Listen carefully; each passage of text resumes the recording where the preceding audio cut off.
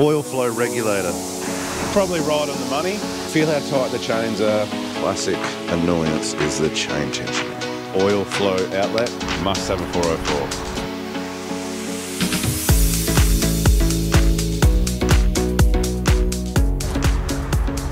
You know that last episode, how you pointed out some defects with the other ones? I'm sure you can... We'll add this to it. Yeah. We've got two 395s that don't even have bars on them. Yeah.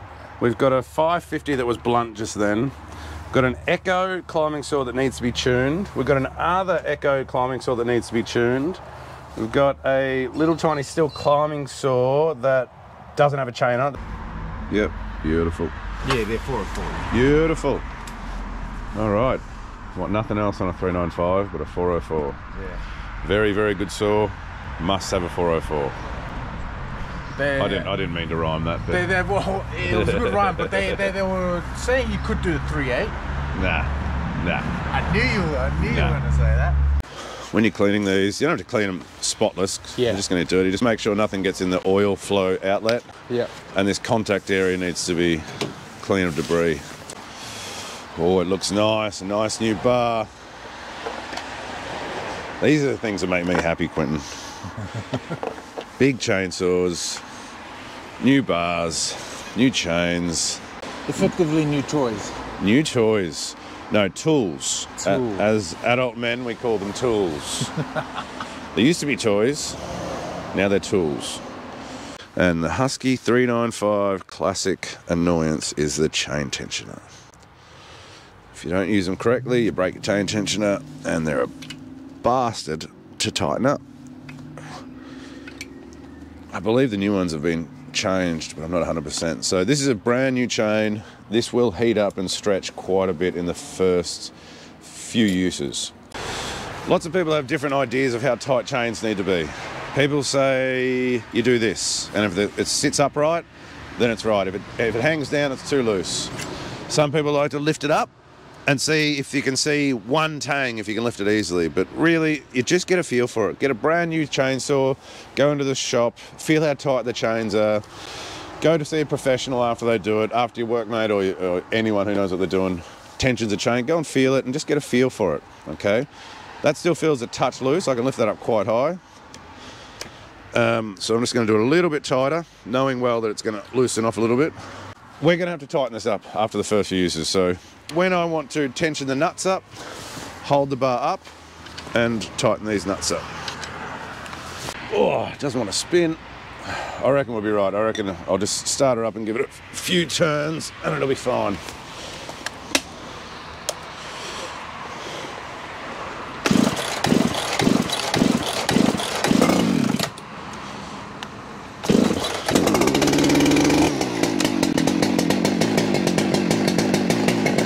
The bigger the saw, the longer you want to warm them up. You don't want to just start them and then rev hell out of them.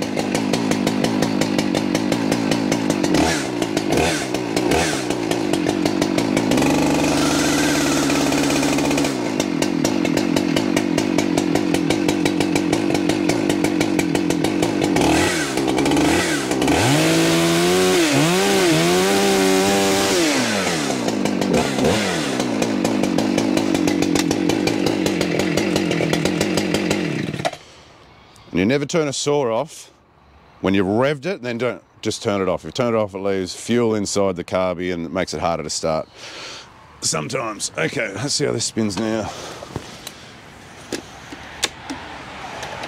So it spins quite easily, so it's not too tight. If anything, I'd say that's probably right on the money, but a new chain, it is going to stretch.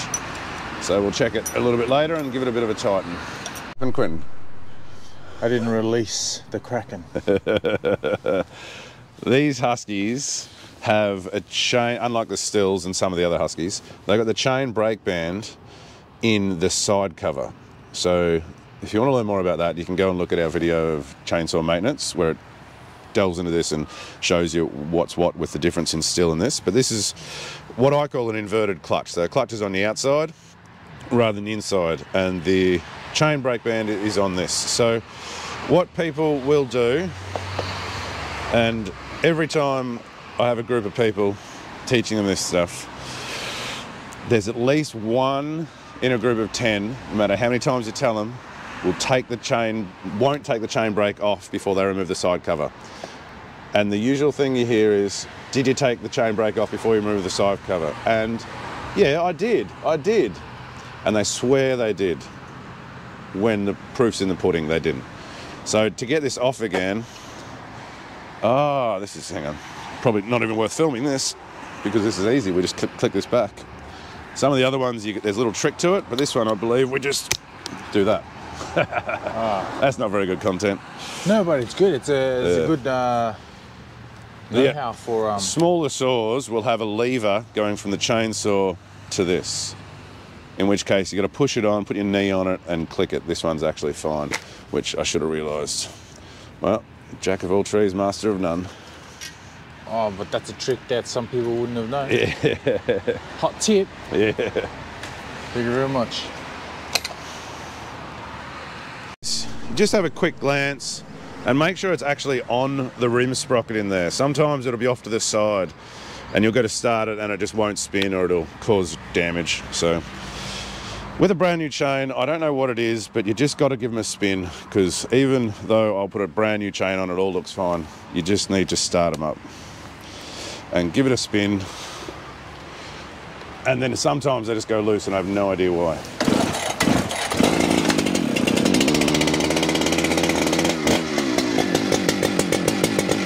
Always warm them up.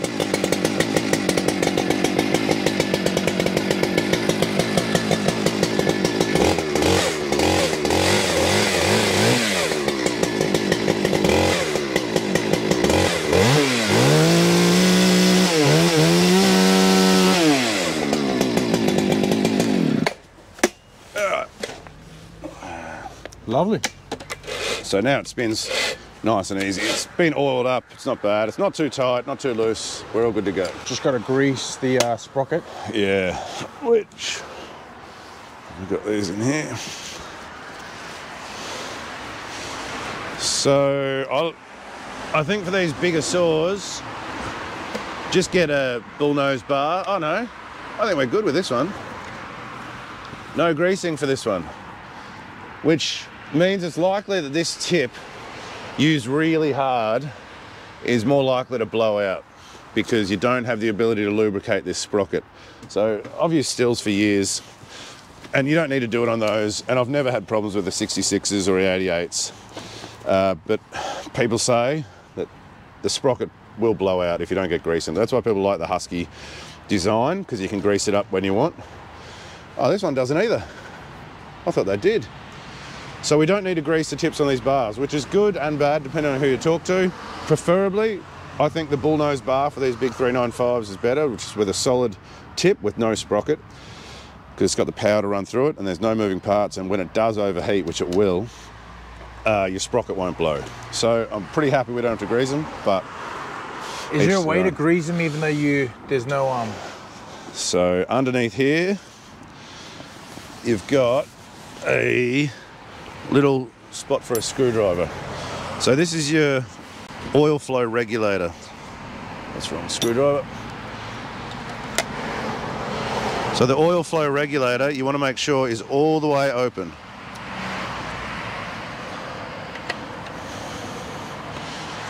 And it wasn't actually on this, which is probably why the tip might have blown out. So that's all the way in, so that's not using much. We're going to open it all the way up.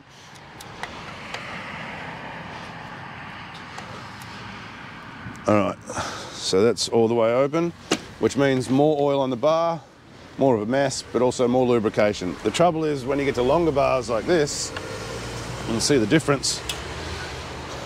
It's a lot further for the oil, which is applied to the top of the chain. It's a lot further for the oil to get out to the tip and lubricate the tip. So you're losing a lot of oil, so you need to maximize the amount of flow coming out of it. So we're gonna open these up a bit. There, that one was pretty much already open. So